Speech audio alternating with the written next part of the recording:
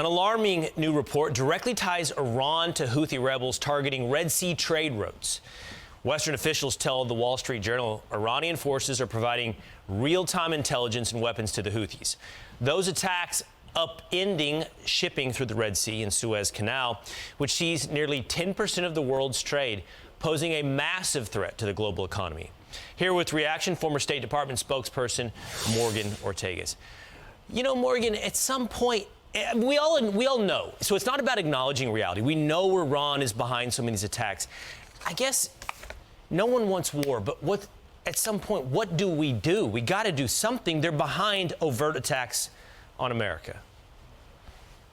Yeah, that's absolutely right. And not only behind America, behind Israel, and as you pointed out, they're disrupting global trade at this point. There's some reports that there's at least 14 days being added to some of the ships that are trying to conduct this trade. So the big question one of the big questions that I think you're asking is, how do you reestablish deterrence? I talk about deterrence a lot on this program with you when we're talking about what's going around the world, because it is so hard when a president and his team have lost deterrence with the enemy. It is so hard to regain it. The only way to regain deterrence is to show the Houthis and to show the Iranians that we are going to use force if necessary to stop them. And that doesn't mean, by the way, you know, bombing a weapons facility with one random farmer in it, right? We're going to have to get more serious with the targets. And of course, by the way, the Houthis are funded and trained and equipped by the Iranians. Do we think that they could launch ballistic missiles and suicide drones? Do we think they got the targets on their own?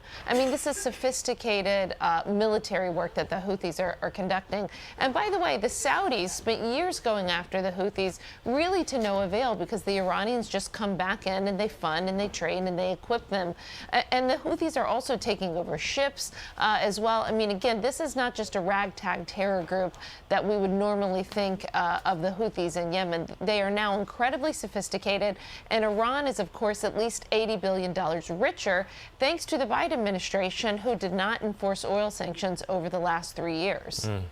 Well, Morgan, something that validates as well, something that is well known, is this new report. It's by the Network Contagion Research Institute, and it says regarding TikTok's effect or influence by the Chinese government, says we assess a strong possibility that content on TikTok is either amplified or suppressed based on its alignment with the interest of the Chinese government.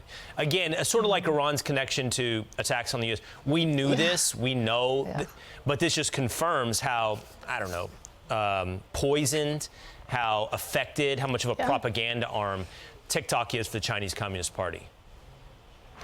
And we're losing that battle with the young people of our country because it is addictive.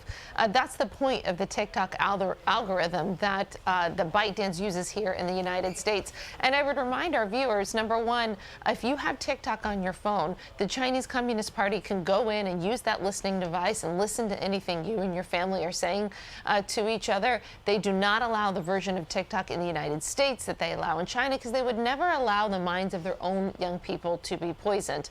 And this war between Israel and Hamas since October 7th, I see it as the canary in the coal mine, because we have seen how TikTok and other social media platforms have polluted the minds of young people against Israel.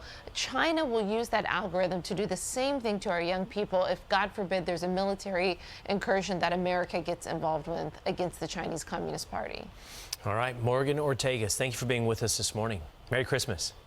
I'm Steve Ducey. I'm Brian Kilmeade. And I'm Ainsley Earhart. And click here to subscribe to the Fox News YouTube page to catch our hottest interviews and most compelling analysis.